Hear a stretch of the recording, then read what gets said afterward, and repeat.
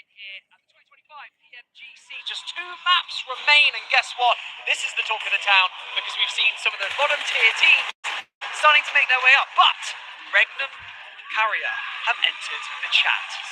Regnum Carrier finally waking up, getting some points. It only took him 4 matches to start getting some points, but I want to talk about something that you were actually mentioning earlier, Barney, and that is just pretty much the leaderboard flipping upside down in regards to teams that are going to be performing. This final 2 squads, Vampire and Kana, they came into this match in 15 and 16 place, and boy were they taking a lot of points for those squads looking to get into the match zone. Hey, very happy about how it went, right?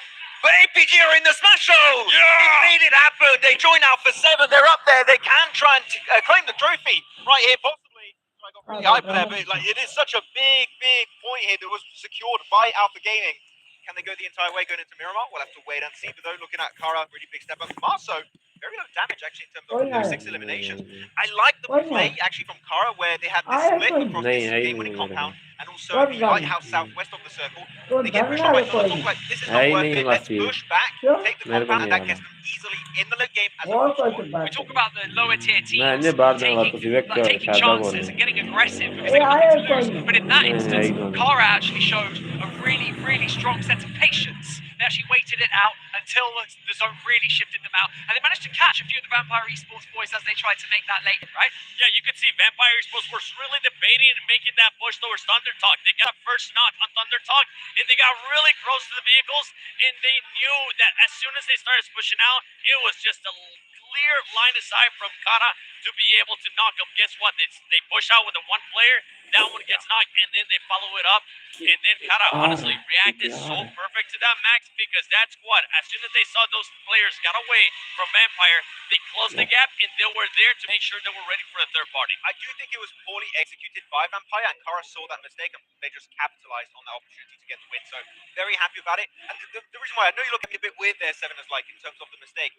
Tony K sent it to Thunder Talk, which I think was the right play, but he went on such a straight line, which was very close to Kara, and they got that knock so easily. If you go wide to the north and western side, a little bit safer from those long to mid-range shots. Maybe you survive as a full team, claim the high ground, maybe win it. It's a small detail, but again, it's up to Kara that they like, what is that play? Get the knock on Tony K, third party it, make sure to secure that chicken dinner. And with how many fights, too, we saw Vampire Esports win in that compound, I was really hoping we would see a little bit more utility from that squad. Maybe set it up even better, set some smokes. Yesterday, we were seeing players and teams set up smokes as just as a decoy to distract them a little bit. I think they could have done that with Kara, but to be fair, honestly, 15 eliminations for Vampire Esports, they're going to be happy. Spicy from that, making a utility, a team that maybe are taking quite a lot of chances, but also setting themselves up effectively, but a little bit unusually.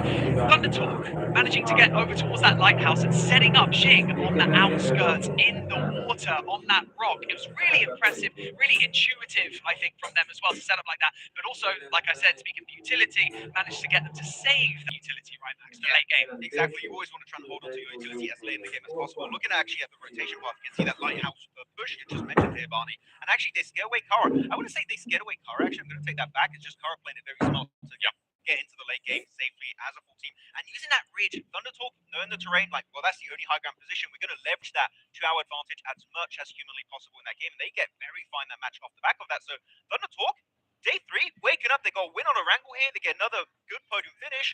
China is back, it seems. I mean, they got a big crowd currently cheering them on. Hopefully they can continue it because, I mean, that Smash Zone, it's set. It's not going to be moving. They just have to make sure they reach it. They have 2 more games to reach it. Hopefully, I mean, they're going to have to reach it this next game if they even want to try to get a chance to do it.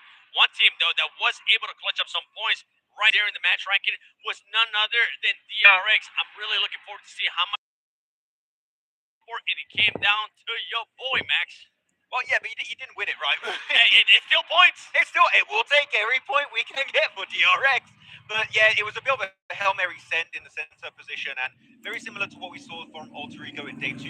On those rotations, they lose players, and when you just don't have the full squad to control a central compound, like on a beach position, like in this match, well, unfortunately, things aren't going to quite go your way. They're going on the second page, Alter Ego.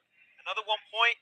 I would like to see Alva back on the point on this team. I said it many times, and right now it seems like the synergy's just not quite there. Yeah, late edge at all, which I'm really surprised. surprised because this team historically is able to play the edge, but in this one they try to go a little bit too far, a little bit too much there. But the overall, it's right here, and we have two teams in that smash zone. Yeah, as it stands, Alpha 7 and Alpha Gaming both sitting up there, first and second place. Ulf again to manage to secure that spot in third. DRX, it seems like the storyline with them is, I mean, every time, just putting points on the board, nothing flashy, just keep at it. And actually, DRX, very funnily so, are a fourth place team in the power rankings. So it's very fitting at PMGC. They're currently standing in fourth position. It's a tie. Alpha 7 and APG 128 points each, but 7, the disparity of placement points is by getting 2 wins. 58 point squad. It really is, and you can see APG with those MVPs currently putting up those performances. When it comes down to eliminations, that squad is just points away, 2 eliminations away from getting 100 elims. I'm going to be looking, honestly, at some of the other squads, Max, because we got to start